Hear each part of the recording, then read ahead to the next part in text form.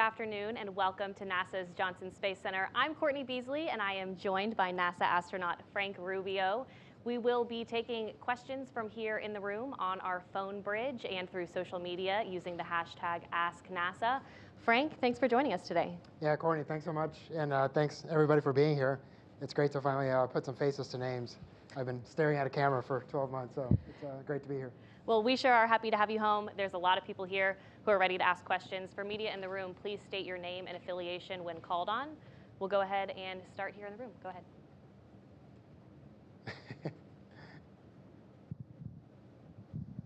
Thank you. I'm Mark Carreau with Aviation Week and Space Technology. And I'm wondering, based on your flight experience recently and your professional background as a medical doctor and a flight surgeon, if you have some thoughts about how you and colleagues in the future returning from missions as long as yours or longer, how they're going to fare when they get back to Earth. Are they going to be able to climb out and be okay on the Earth? Thank you. Yeah, hey, Mark, good afternoon. Nice to see you. And, you know, honestly, it's such a varied response, right? And a lot of it depends on how much work you put on in station as far as your fitness level, but really a lot of it's dictated by genetics, your size, your weight. And so there's so much variability in it that it's really hard to say blanket statement, hey, yeah, we'll all be good or not. I mean, even with a crew of 3 and all of us having worked very similarly up there, you saw very different responses when we first came out of the capsule. And so I think for the most part, within 24 hours, everyone's feeling really pretty good. But within the first 8 hours, there's quite a varied response. So it's just going to depend individual to individual.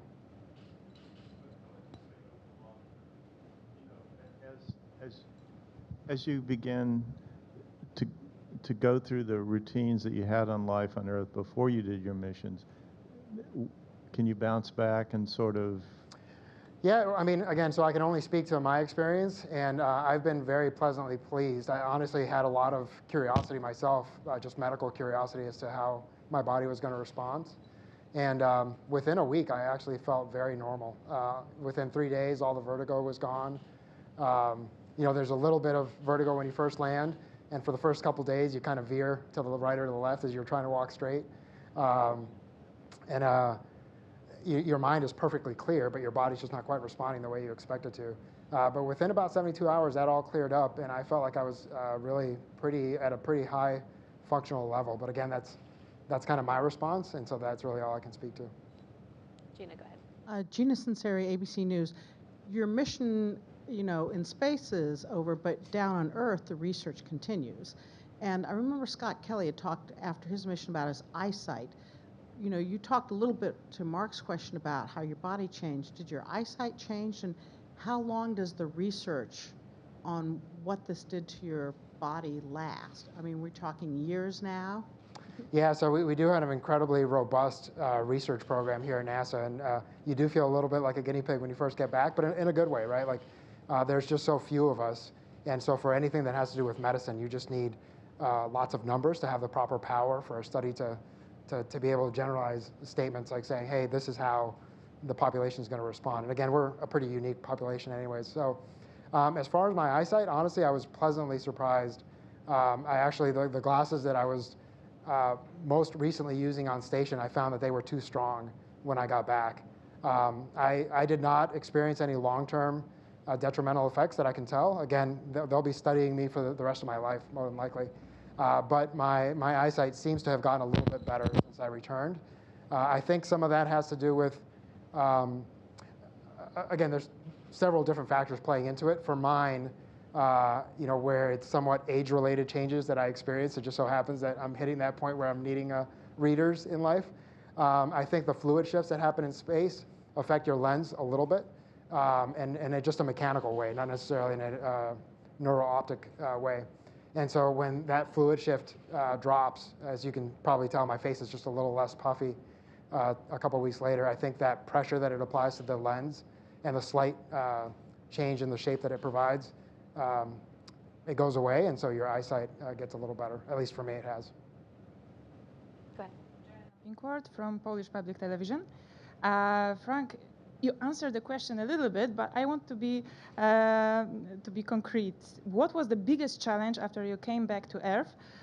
It was first walk or keeping a phone on your hand or something like that? Yeah. Second question, what was your first thought when you heard that your mission will be longer? Sure. Yeah. So for the first part of your question, honestly, I felt really lucky in the sense that there was almost an on-off switch for me, in that there was not a whole lot of confusion between space and Earth. Pretty much as soon as I landed, I think my body understood that I was back on Earth, and so there was never anything of like expecting something to float or dropping something when I didn't. Now I did try to throw things in the trash a couple times, and it landed short, and that's just because turns out gravity has quite the effect. So, but other than that, I didn't really drop anything, and so I will say that walking just hurts a little bit the first few days, the bottom of your feet and your lower back, because they're, again, although I maintained my strength, I think there's just a certain level of soreness that comes with the fact that your lower back is now bearing half your weight. And same thing for your feet. You know, the tops of my feet I've been using to hook onto handrails for the past year, and all of a sudden they're carrying my entire weight. So they were sore. They weren't pain. There wasn't any pain, but they were just kind of sore at the end of the day. And as far as, gosh, what I felt, you know, such mixed emotions, and it really happened over several days and weeks as far as the decision that we were going to stay longer. So there was a lot of time to process. At first, there was a lot of hope that, you know, we would be extended for just a little bit of time, not the full 6 months. And there was that chance kind of persisted for about a month or so after the incident happened, if not a little longer. And so you kind of held out hope that, hey, maybe we'll go home at 7-month or 9-month mark. So really, by the time the decision was made to say, hey, we're going to stay the full 12 months, you were kind of mentally prepared. So I think it was not nearly as tough as it would have been had the decision been made immediately after the incident happened. Okay, our next question comes from Jane on X, and she wants to know, what will you miss most about life on orbit? Oh, you know, it's a close tie. Well, actually 3 things. So my crewmates, you know, but I know I'm going to see them here again. But I really, especially my last crew, essentially two classmates. You know, I had a couple weeks with them, and I miss hanging out with them. But I know they'll be back soon. So the views are probably easily number one. I mean, it's just such a spectacular and unique view when you look down at the Earth. And the fact that you can just float over, you know, even if you're having a hard day or you're in the middle of something and you just go and look out the window for 10 or 20 seconds, it just kind of lifts your spirits up. So I think that'll be something I miss tremendously. And then, you know, floating is just a lot of fun. Honestly, you feel like a little kid, right? It does provide a difficult work environment because it turns out holding things down while you're trying to work on them, it's a different challenge. But it's just such a, again, you feel like a 10-year-old kid when you're doing, you get to do it for as long as you're up there. So I think those 2 things are probably what I'm going to miss the most. And walking seems much more exhausting. yeah. It takes a lot longer to get from point A to point B. Yep. Yeah. We have another question here in the room. Hi, Sophie Sanchez with Cosmic Chicago. We've had recent news of a 3rd leak this year on station. I was wondering if I can get your thoughts on that, and then based on your experience, can you share a little bit about what your astronaut colleagues still on station might be dealing with, any specific tasks that they might be doing, or any that you had to perform while you were on station also dealing with leaks? Yeah. Hey, Sophie. Yeah, you know, I've unfortunately, I don't have a whole lot of details about the most recent and 3rd incident. So I really can't speak too well to that as far as what we think was the cause of that, if it was similar to the cause of the initial 2 incidents that we had while we were in space. If they do happen to be related, and I don't know if they are or not, obviously it speaks of maybe there's a change in the environment, right, for them to happen this relatively close together. But I'm fully confident that the ground team, the engineering team is doing an incredible amount of analysis to kind of get to the root cause. And like they did for us, they're going to come up with a great plan to make sure that crew safety is paramount to everybody on the team. And that just overrides everything. And so when you're up there and even though you're living it and you're part of it, there's a great deal of confidence that, hundreds, if not thousands of people are working day and night to keep you safe. And so that gives you just a lot of comfort and confidence. Okay, our next question is from the phone bridge from Andrea with the Houston Chronicle. Back. My question is actually a follow-up on what you just answered. Obviously, this week, coolant leak postponed 2 spacewalks, and the first coolant leak affected you home. And so I'm just curious. NASA and Russia are partners in space, but how did all these issues with Russian hardware affect NASA and its ability to come out of the mission? And then my second question is just, other than seeing your family, what did you do first when you came back to Houston? Thank you. Hey, Andrea, I am so sorry, but you came in somewhat broken. Courtney, do you? Yeah, Andrea, can you try to repeat your question, please? You're coming in a little warbled. Sorry. Is this any better? A little bit. Okay. It might be my cell connection. I just following up on the question about the hardware issues with Roscosmos. How did these affect NASA's ability to complete their missions? Obviously, you didn't get home when you expected, and now 2 spacewalks have been postponed. And so I was interested in your perspective on that. I hope that came through better. Yeah, it did. Thanks, Andrea. Well, honestly, again, that decision-making process is above my level, and there's just so much input and data that's being weighed that it would be really hard for me to say, one way or the other. But I will say again, I'm incredibly confident in our leadership team and our engineering team that they're going to try as much as possible to get to the root cause and then mitigate in whatever way possible to make sure that we have a safe working environment and that we can continue the mission, right? I mean, nobody's more interested than NASA in continuing this mission. I mean, we have 23 years invested into this, and so I can assure you that everybody's doing their absolute best to make sure that the space station is both safe and that we can continue the mission as long as we're supposed to. So, yeah, and I think it is, that is applicable not just to us, but to all of our international partners. We'll take another phone bridge question from Elizabeth with space.com. Hi, thanks for taking the time and welcome home. I was curious about what you found were some of the benefits or good things about doubling your time in space. Were you able to, for example, complete any experiments that you had started or take part in any extra activities? Thank you. Yeah, no, absolutely. There were some benefits for sure. Again, this was an incredibly challenging experience on a personal level, but professionally, like anything, right, I think we're always trying to improve. And the reality is I learned a lot those first 6 months. Especially as the USOS lead, I was able to kind of do some self-assessment and see what things I had done well, what things I had done poorly, and try to improve on those for the next half of the expedition or for the next expedition. And the reality is I'm incredibly lucky in the fact that you're able to take those lessons learned and immediately implement them, right? Because a lot of people have to wait 5, 6, 10 years until they are able to implement those things that they just learned. And so from that perspective, I counted myself pretty lucky in that I was immediately able to self-assess and then try to improve myself. And then like anything, I think anything we do in life, the second or third time that you do it, you're just more efficient at it because you're familiar with it. You know the little tricks of the trade on how to do it. And I think that applies to any job that a human being does. And so it absolutely applied to what I did up there. Again, not that I was perfect by any means. I still made way more mistakes than I would care to admit. But I think I was much more efficient for the second 6 months than I was for the first 6 months. Okay, our next question comes from Brady on X, and he asks, how long did it take to adjust to sleeping in 0G and then readjusting back on Earth? Yeah, no, again, I count myself incredibly blessed in that the first night in space was really pretty weird. And I remember waking up and just you're just a little discombobulated, for lack of a better word, because you're not just disoriented, but you kind of forget where you are. There's no pressure on your back. You're in your sleeping bag, so it's just kind of very disorienting. But then by day 2, my brain just kind of understood where I was, and I was incredibly comfortable and slept great, and then really slept really well for the full 12 months. And then same thing upon return. I just thought having all that pressure on my skin especially was going to be really challenging.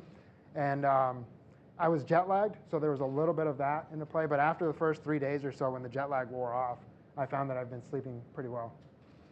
Okay, we'll take a question here. With Univision, I'm going to do my questions in Spanish. Yeah. Primero que nada, muchas felicidades por estos logros. ¿Qué se siente ser un astronauta estadounidense que está haciendo historia, pero además también como el primer latinoamericano en cumplir esta hazaña? Y mi segunda pregunta, cuando se supo que se iba a extender el tiempo en el espacio, ¿qué sintió? ¿Qué pasó por su mente? ¿Y qué fue lo más difícil en ese momento? Sí, bueno, buenas tardes, Marlene, mucho gusto. Como siempre, es un gran orgullo, ¿no? No solo representar nuestro país, pero nuestra comunidad. Y para mí es un gran orgullo, un honor. Y como siempre he dicho, espero que soy uno de los primeros, pero si Dios quiere, no los últimos hispanos que vamos a seguir haciendo parte de la historia de este gran país. Y bueno, de veras que como tengo la suerte de tener mucha experiencia militar y para eso uno sabe que tiene una misión y tiene un trabajo que hacer y aunque es difícil, uno se enfoca en la misión. Entonces, claro que fue difícil saber que iba a tener 6 meses más que iba a perder con mi familia, pero al fin del día tengo muchos compañeros en el ejército que se han extendido en la guerra, donde sea, y por eso es difícil sentirse sorry for yourself.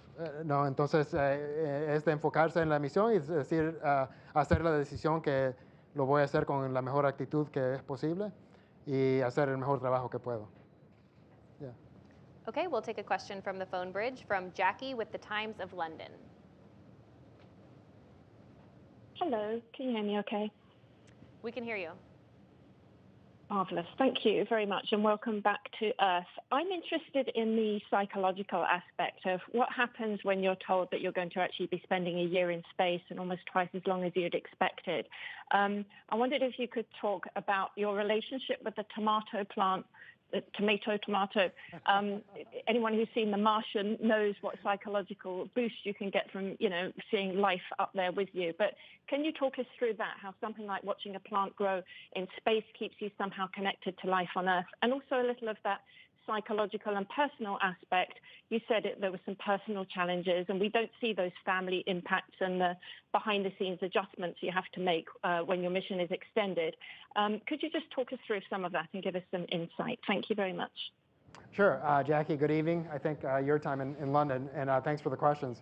So I answered a little bit of that in Spanish, but certainly I'll answer it again in English.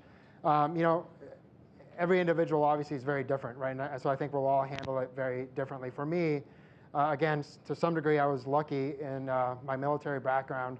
I've had missions extended. I've had plenty of friends and family that have been under much more duress and much more difficult conditions who've been extended. And so, again, it was somewhat difficult to feel sorry for myself in that situation. That's not to say we didn't have a couple of hard days. We absolutely did as a family when we came to grips with the fact that, hey, we're going to have to do this for another 6 months more than we expected. But it helped tremendously to have an incredible community around us, and I knew that my family was, not only were they showing a lot of resilience and strength, but the community around us was just, gosh, they just did so much, so much prayer, support. It was really almost overwhelming how much love and support we received. And so from that perspective, it made it incredibly easy. And yeah, you just have to, at least for me, you have to make a conscious decision to say, hey, this is the mission. I got to focus on that. I kind of allowed myself a day to feel sad and sorry for myself, and then I try to really make a conscious decision to say, okay, let's have a good attitude and let's just try to do the best job possible that I can. Now, I had a lot of personal motivation. I have 2 kids that are in college that were at the time undergoing very challenging experiences themselves because of where they're going to school, and that first year there is incredibly challenging. And so it was also important to me to set a good example for them, right? We talked so much as they were growing up about, hey, we do hard things with a good attitude. And so I think I would have been selling myself and them short if I hadn't handled this the way that we did. And so for my wife and I both, I think that was a really important part of the way we handled it.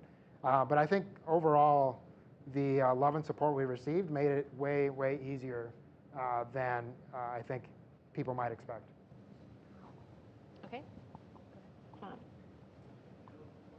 from AFP. Bienvenido de vuelta. First, the human part. What do you miss the most when you were on the space, and the professional part? How do you think this extended mission you had is laying the groundwork for deep space exploration? Thank you. Bueno, muchas gracias, Moisés. So what did I miss the most? You know, my family obviously is always, and that's not just because I know that's the right answer. Like, I genuinely love spending time with my kids and my wife, and so I miss that. I love the outdoors, and so, you know, I try to go out and hike, mountain bike, ski at least several times a year. And so the fact that I was going to go a full year kind of locked inside was kind of torture for me because I love being outside. And so, but again, that was the mission. It's hard to say being in space is torture, but you know, it took a little bit of mental shift to know, like, hey, this is my world for the next 12 months, and I just got to deal with it. And so that is both one of the bigger challenges, and also the thing that I missed the most was just being outside and being able to walk outside whenever I wanted to. And I'm sorry, for the professional question, how do you think this extended mission you had is laying the groundwork for the deep space exploration? Yeah, you know, I think it's obviously every data point is super important. Again, it's really difficult to say because, you know, say in 10 or 20 years when we're trying to go to Mars, right, it's not going to be me. And so the data that we're getting from me now is for me individually. You can generalize that a little bit, but not completely, because for human beings and medical response, you just can't do that. And so, but the more people that we have that go to the year-long mission, you know, so we've had Mark, Christina, Scott, and there's been several cosmonauts who've been up there this long. And so all that data, I think, is incredibly valuable to tell us, hey, more than likely, this is how we're going to respond. The one thing that I think is really hard to measure is, you know, when you're doing a lunar mission, when you're doing a Mars mission, there is a certain amount of motivation that you just can't quantify, right? Ultimately, those of us who do this job, like, we're incredibly motivated to not just explore, but to do the best that we can, because we realize we represent NASA, our nation, and humanity. And so I think that motivation is really hard to quantify, and it's also going to be way more powerful than we probably give it credit for. So I think whoever ends up doing those missions, they're going to make it happen, because that's just kind of what we do. Mark, go ahead. Yes, thanks. Mark Carreau with Aviation Week. Thanks for the second question. Do you see yourself launching into space again? Hey, Mark, sorry about that. Just got told my mic was. I hope so. Yeah, you know, again, it's going to depend a little bit. Well, a lot of it on my family, right, and what they weigh in on, because this was challenging. But I think, you know, a couple years down the road, we'll definitely be in a better spot to kind of reassess for our family how that works. Some of that is going to depend on my body, whether physically I'm still able to meet all the requirements that I need to meet to continue to do human spaceflight. And then, of course, the biggest portion is going to depend on NASA, right? If how they see me contributing to the mission. But if I'm not flying myself, I hope to be at least helping my crewmates, my buddies, get out there and do incredible things in space. Okay, our next question comes from the phone bridge from Marcia with Space Policy Online. Thanks so much. This is Marcia Smith with spacepolicyonline.com. I'm wondering, from a medical perspective at least, is there anything that you can say about what qualities or characteristics NASA should go, or anyone should be looking for when they're choosing the crews to go on these much longer duration missions? You've talked about how you're a very small group of people who have been up there for a year or so, and each one of you reacts differently to it. Are there any commonalities, or, you know, as a medical person yourself, what would you tell the folks who are choosing the astronauts who are going to go for, you know, 2 years or 3 years to Mars? Yeah, hey, Marcia, that's a great question. And honestly, the one thing I can speak to on that is what I saw for the last 12 months is how important team dynamics and teamwork really is to making the mission not just happen, but happen successfully and happen really well. And that's just not just for the 7 or 11 people who are up there at any given time. Really, that applies to the ground team too, because most of the team that makes up this incredible mission is on the ground.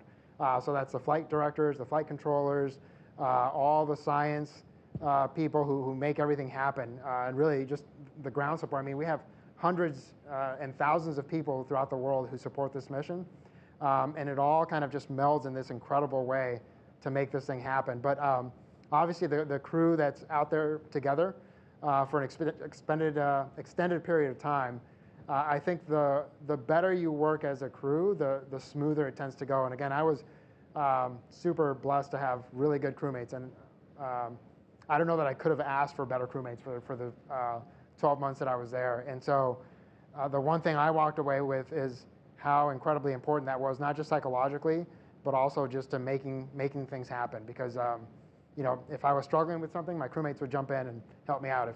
If they were struggling, we would just help each other out to make things happen. And I know that happens in lots of places throughout the world. But in that unique setting, I think being able to not just help each other out, but you know, again, it wasn't like a magical kumbaya for 12 months. There were challenges, but we were able to come together as a crew and say, hey, here's the issue I'm having, or here's the issue you're having, let's work it out. And without fail, we worked them out, and we always came out better, and we're a better functioning team after we went through those problems. So, Gina, go ahead. Gina Sinceri, ABC News. What did your mom say when you got back, and what was the reaction in El Salvador when you returned? What did you hear from the community down there? Hey, Gina. Yeah, you know, obviously she was incredibly happy that I was back safely.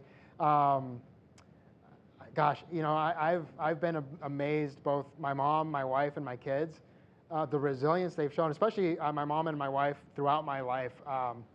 I've done a lot of things that a lot of people would probably freak out over, right? Not just doing themselves, but like your loved one, especially my mom, I think, because now that I have kids, I'm like, hey, it's okay if I do the dangerous things. Maybe it's not okay if you do, you know? The support and the faith that they've shown throughout, you know, whether it's skydiving or flying or going to combat or getting on a rocket or doing a spacewalk, they either fake it really well or they do just an incredible job of trusting and having faith that it's going to go okay.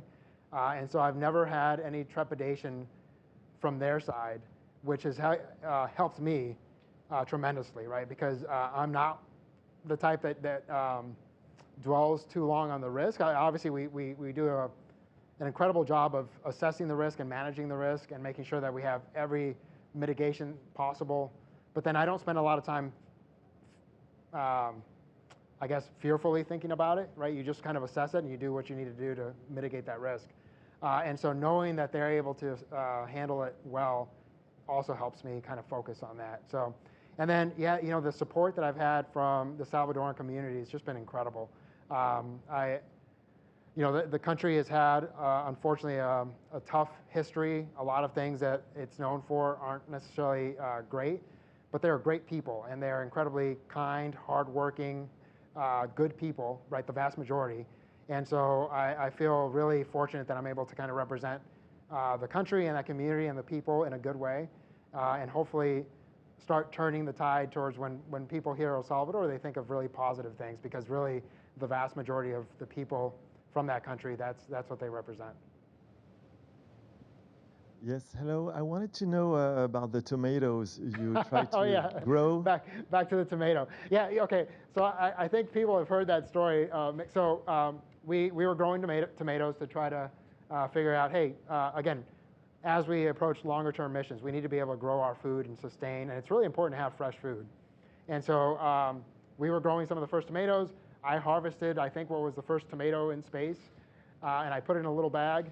And one of my crewmates was doing a PAO event with some school kids, and I thought it'd be kind of cool to show the kids, hey guys, this is the first tomato harvested in space. And then I was pretty confident that I Velcroed it where I was supposed to Velcro it, and then I came back and it was gone. And I mean, I spent probably 8 to 20 hours of my own time looking for that tomato. Unfortunately, you know, because that's just human nature, a lot of people are like, he probably ate the tomato. And, you know, I wanted to find it mostly so I could prove, like, I did not eat the tomato. So I never found it. The reality is that probably, you know, the humidity up there is 17%, and so it probably desiccated to the point where you couldn't tell what it was, and somebody just threw away the bag thinking it was trash. And so a proud moment of harvesting the first tomato in space became a self-inflicted wound of like losing the first tomato in space. But hopefully somebody will find it someday, you know, some little shriveled thing in a Ziploc bag, and they can prove the fact that I did not eat the tomato in space. Maybe still a lot of people thinking you ate it, but yeah, I know. only time will tell. But anyways, yeah, I'm confident that I did not. But it is a point of pride that I lost it, like a lack of point of pride. So mistakes happen in space too. Yeah. Go ahead. Okay, so Joanna Pinkworth, Polish Public Television. If we have a second round, maybe you will have a second chance and grow potato on Mars, Yeah. like Matt Damon. You know. Yeah, that's right. But it's not my question. Yeah. The question is, you said that you missed the outdoors because you like activities outdoors, but it's tricky because you had more space when you have your spacewalks. And is it? Can you somehow said it is?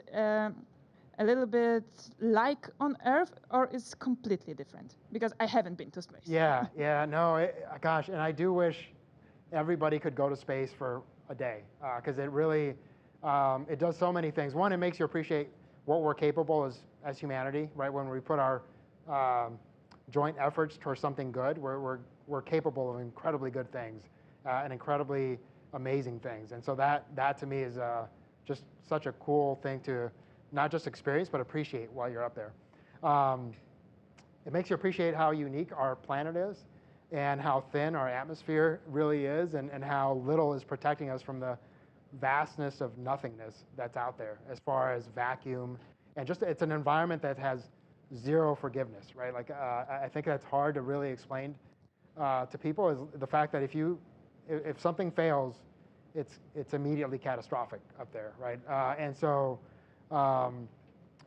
when you look at our planet and you realize how perfectly it works to keep, you know, all 9 billion of us alive, it's pretty incredible. And so it really gives you an appreciation to say, hey, not only do we need to take care of it, but we need to take care of it in a way that ensures that our kids and our grandkids are going to have a good future. And you know, it's hard to say in words what being out on a spacewalk especially, but I will say, being on space station is incredible. When you go outside for a spacewalk, it is 100-fold better as far as the view and how you really feel that you're in space, because there's just nothing between you except, you know, a little bit of glass and your spacesuit. I've been lucky enough to climb some mountains. Hopefully, if you guys have climbed some mountains, when you go to, you know, a 14,000 foot or higher peak and you look out, and all you can feel is awe, and then you try to take a picture with your phone, right? And then you look at the picture and it just never comes close. And so as much as I can try to describe it, that's imagine that 1,000-fold when you're trying to describe what space is like. But it honestly feels surreal. I now that I'm back and I'm here, I almost have to pinch myself, because I remember it vividly. It's not like it's fading, but it's just such a stark difference that you really almost feel like you have to pinch yourself to remember, like, oh my gosh, we really were up there, and all that did happen. And yeah, well, no, it's just such a difference. You know, it's not a dream. Again, it was a very real experience, but it's just so different that it's almost impossible to explain. We have a question from Leo on X, who asks, is eating food at the space station just as bad as it was in the early moon landing days or early space station days? Yeah, you know, well, I don't know, right? I wasn't there in the early days, but the food's not bad. I mean, now, again, I've deployed many times, and I'm an Army guy, so I'm used to MREs and food that's, you know, you get what you need in a challenging environment. And so, honestly, food for me was great, and it was a morale booster. Now, there's days where you go, it just gets monotonous because there's a lot of variety, but there's only so much variety, right? And so at least a couple times a week, you're eating the same thing over and over. And so especially for a 12-month mission, that can get repetitive. But it makes it that much more special when the resupply ships come up and you get fresh food, or you get something special from your family or your friends. And you know, it really just makes your week when you're able to eat something unique. ¿Qué me podría decir es lo más desafiante para un ser humano en el espacio por un tiempo tan prolongado como más de un año que pasaron? También, ¿qué me diría marcó su vida, algo que no va a olvidar en la estación espacial? Y ya por último, ¿siente que el haber estado por más de un año realmente tendrá un impacto y cuál serían las investigaciones que está haciendo la NASA? Bueno, para mí lo más importante fue mi fe y la fe de mi familia, ¿no? Porque nos sostenió y nos dio una fuerza que no creo que pudiera ser nuestra sin nuestra fe. Yo creo que cada vez que un humano hace algo por la primera vez, y claro, para mí solo es nuestro país, ¿no? Es la primera vez que cruzamos esa marca de un año. Creo que es muy importante y cada pedazo de data que tomamos es importante, ¿no? Porque necesitamos preparar para estar más lejos en la Luna, o en Martes. Cada pedazo de información que tenemos creo que va a ser muy importante para esas misiones. Disculpa, ¿cuál fue la última parte? Había preguntado sobre qué es lo más desafiante para el ser humano estando por un tiempo tan prolongado en el espacio y qué fue lo que más lo marcó estando allá. Ya, bueno, para mí lo que más me marcó es mis compañeros, mis amigos. Pude volar con 28 otras personas y claro, cuando solo han menos de 700 personas que han estado en el espacio, 28 personas son casi 5% de los humanos que hemos estado en el espacio. Entonces para mí fue algo increíblemente especial y algo que siempre voy a acordarme, no solo de que estuve en el espacio, pero la gente con la cual estuve durante esta misión. Okay, Will, aged 9 from the UK, would like to know whether you felt happy while you were in space and would you recommend being an astronaut? Hey, well, I think this is the best job in the world, absolutely. Again, you have to be comfortable with uncertainty. You have to be comfortable with some difficult and challenging environments. But if you are and you're curious and you like to study, because that is one thing I think that's undersold is how much study time and preparation it takes to get to this point, absolutely I would recommend it. And again, despite the challenges, I count myself incredibly blessed because, heck yeah, launching in a rocket, being in space, doing spacewalks, doing hard things really is kind of fun. And you feel a certain gratification that you just don't feel on a regular day-to-day activity. So doing all those things was absolutely one of the most gratifying things I've ever had in my life. And yeah, I would say it was a lot of fun. Sophie Sanchez with Cosmic Chicago again. Since we're on the topic of food, maybe you didn't eat the tomato, but I know you probably ate a lot of tortillas in space because they're a staple in space station like they're in my home.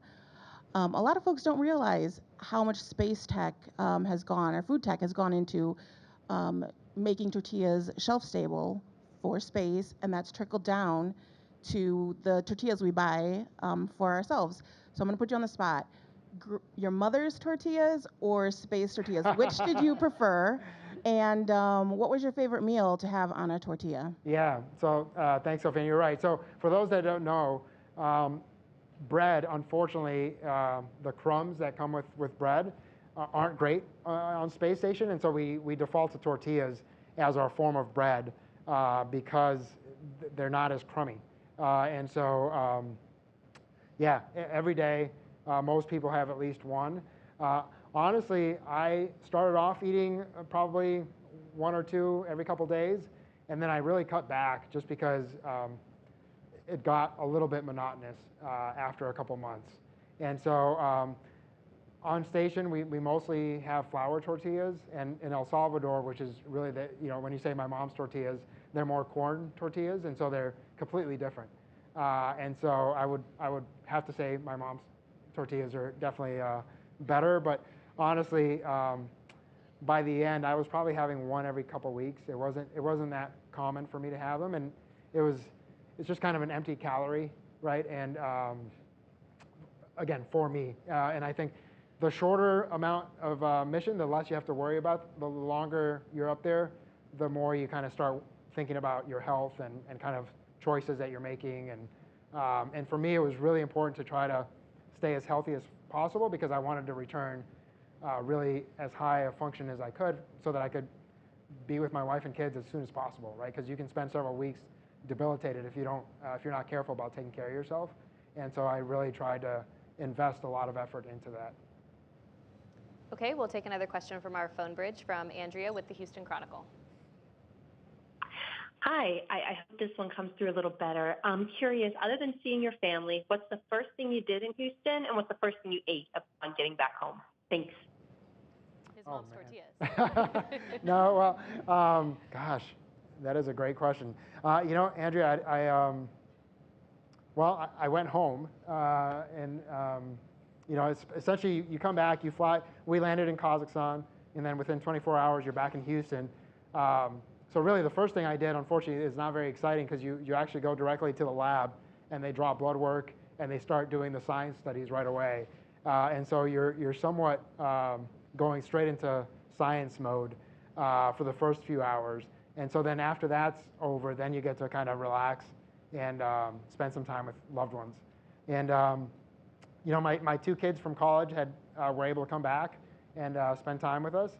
And so really, we went home and we cooked a meal together as a family. And that was just a lot of fun because, especially for my wife, she'd been without half of our family for a year. And so I had to have all 6 of us back together in the kitchen and just kind of having fun and talking to each other and making fun of each other and just enjoying our time together was really a pretty magical moment. And you know, regardless of what we made, which was a great meal, I'll keep that private, but it really was just that family environment and I mean, so many families have experienced that time in the kitchen together, right, where you're just enjoying being with each other. So. Okay, go ahead. Francois Picard from AFP. I have 2 questions. First of all, do you think that the training was hard to reach the job you've had, and was it harder than the job itself? And the second question is more about how you feel right now physically. Do you feel like you're 100% back? Yeah, no, great questions. Thank you. So, you know, that's a complex question because there's several steps to that, right? One of the hardest things is actually just being selected as an astronaut because it's incredibly selective. And the reality is there's hundreds of incredibly qualified individuals, and NASA's just limited by numbers, right? You can only train so many people in any given class. And so generally, the last few classes, you've picked about 10 people every 4 years. And, you know, again, we'd all be lying if we're like, we're the 10 best people in that 4-year span. And so there's a little bit of luck of hey, you're fortunate enough to be selected. Of course, your resume kind of has to stand out, right, to get to that point. And then you have to do well in your interviews. And so that part of it can be very challenging. And for a lot of people, it's a lot of, you know, you can be incredibly well qualified, you can be a perfect candidate, but the stress of the situation and the stress of the fact that, hey, I'm in this incredibly selective process, for some people, that's too much. But assuming you get to that point, then you start in this really fun training, right? You're doing a lot of really cool things. You're flying in the T-38 jet. You're learning to do spacewalks in the NBL. You're learning a new language, Russian for us. You're learning all this space station systems. And from an engineering perspective, that station is a marvel, right? I mean, it's a small Earth floating around space as far as like keeping humans alive. You have to have a small Earth environment up there. So learning all of that and the engineering that went into it and the appreciation that you get for the people who came up with the design is pretty incredible. And then you're exposed to a little bit of the aeronautical engineering that has to go into spaceflight as you prepare for that. So for me, that's all fun. Again, there's a lot of book studying that comes with that, and so if you're not into that, fun would not be the way to describe it. But I've always just enjoyed learning new things. So, and you know, I think so. EVA is probably the most challenging thing we do up there. The spacewalks, extravehicular activities. And the training in the NBL physically is actually a little bit more challenging because you have the resistance of the water, right? The only way to really achieve that neutral buoyancy is underwater here on Earth. And so every time you're moving that 300-pound spacesuit through the water, you're pushing a lot of pressure. And so it is physically very challenging. But in space, the fact that you're going out into vacuum and you only have your own personal little space vehicle, even though physically it's a little less challenging, emotionally and mentally, it's much more fatiguing because you feel like you have to have perfect execution that one day, right? And you've had years and years of training, and it kind of goes all into this one event that hundreds of people are supporting, and 2 of you are going out there and trying to get this thing done. Again, I was fortunate enough to do 3 of them, and it's humbling in a lot of ways. The biggest way is you appreciate how much time and effort so many people, hundreds of people, put into making this 10 or 12-hour event happen, and how incredibly well choreographed it is. So I'd say no, day of was definitely more challenging, but it's really the cumulative effect. Physically, it's less challenging. The cumulative effect of what you're doing, I think, is more challenging on day of. Oh, yeah, I feel great. No, I'm not. I don't think I'm back to 100%. I'd say probably 80 to 90%, which I think is actually pretty good. But like the bottoms of my feet are still sore from just standing and walking. Again, my lower back's still a little bit sore, right? So those things are not fully resolved yet. So I can't say that I'm 100%, but I am 100% as far as vertigo goes. When I'm driving, there's no sort of disorientation. Everything feels perfectly normal. I've been able to jog, and it feels fine. So yeah, it depends on what you're asking. So not 100% yet, but I think functionally, I feel 100%. Okay, our next question comes from the phone bridge from David Curley with Discovery Channel. Hey, Frank, welcome back. Looking forward to hearing about those non-kumbaya issues down the road. But you've touched on a couple things, and I'd like to ask a broader question. When you were still on station before departure, you were asked, would you have accepted a 1-year mission? And for personal reasons, you said no. Well, broadly, what does that say? How long do you think an astronaut can spend in space? What does it mean for going to Mars? And also, as a flight surgeon, did you end up finding yourself studying yourself? Thank you. Hey, David. Yeah, no, it's great to hear from you. And so first, there wasn't really that much drama, right? But anytime you put more than one human together for an extended period of time, there's going to be issues that you have to work through. So there's no hidden message there. It's just any team requires, if you're going to be a team that improves, you have to work through some issues. Yeah, so, you know, gosh, it's really a tough question to answer as far as how long can you stay up there, because, you know, the thing that was drawing me back home was family and missing family.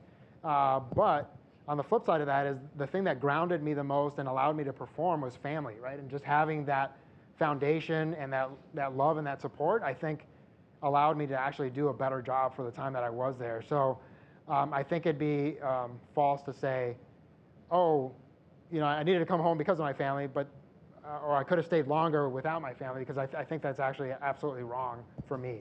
I don't know that I would have done as well as I did without that support structure and that love that's kind of keeping me up there. It's a very personal question, to be honest. I think it's going to be very different, right? You know, there's people that if you say, hey, we can send you to Mars, but there's not a great chance that we can bring you back. I think there's a lot of people that would be like, yeah, send me. I'm just not, like, you know, I'm absolutely willing to take risks, but I'm not willing to take silly risk, right? And really, this kind of mission requires good analysis and good mitigation. And you don't want to just go willy-nilly into something risky without having a good plan. And so I'm kind of glad that we have the approach of like, hey, we want a 100% success, right? Now, we realize that you're always going to have to be flexible. You know, the 100% plan goes right out the door as soon as you hit the start button on the rocket. But I think as much as possible, we will hopefully always approach these missions with the thought process of not only are we going to want success, but we want a high level of success that makes sure that we can repeat these missions to maintain a presence first on the moon and then eventually on Mars. Okay, it looks like we have one more question from Jackie with the Times of London. Hello again. Thanks for the second hit. there were lots of headlines while you were up there about you being stranded. And we know you weren't exactly, but you were sort of still an accidental record setter. And the length of time that you spent on orbit was unexpected. Did you ever actually feel that kind of vulnerability that being stranded would have presented? And also, given the extension of your mission, did you get to ask for more stuff to be sent up? If so, what? And I apologize for this next part of the question, but my kids will want to know, how do you make 6 months of underwear last for a year? Thank you. Well, Jackie, those are great questions. Yeah. So, I don't know that I ever felt stranded is the wrong word. I mean, but ultimately you are in space. It's not like you can just walk out the door and come back to Earth whenever you want.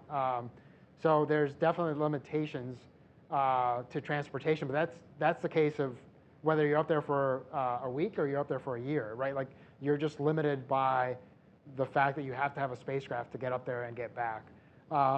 So no, I never felt stranded. I never felt alone, but I did fully appreciate the fact that I couldn't come home whenever I wanted, and that's okay. Again, that's part of the mission. So yes, as soon as we knew that the possibility of me staying an extra 6 months, again, this incredible support team that we have, the wheels started turning, and they actually send stuff, even if the decision isn't made, to be able to support the fact that you might be extended, right? And fully appreciating that you might lose precious cargo space in that spacecraft, the team tries to make sure that you are both comfortable and taken care of in case it actually happens. And so for me, again, it worked out great in the sense of I never felt like I was without things that I needed. Now, certainly, again, you're in space, right? So you're not going to have everything you want, but you'd be surprised how little you actually need to function every day.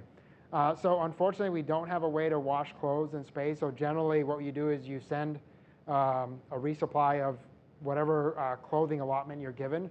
It depends on what kind of clothing you're talking about. So your fitness clothing, the stuff that you work out in every day, you obviously change that out a little more often than the clothes you wear to work. Because when you're working, you're not really sweating all that much.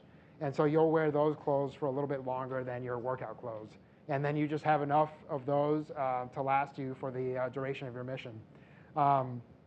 Again, the reality of space is when you're done with that, all that stuff goes in the trash, and the resupply vehicles that come up that don't have a heat shield capability, we empty those out of all the supplies, and then we fill them back up with trash, and then when they deorbit, all of that burns up in the atmosphere. And that's, again, unfortunately, the reality of kind of the environment that we're in.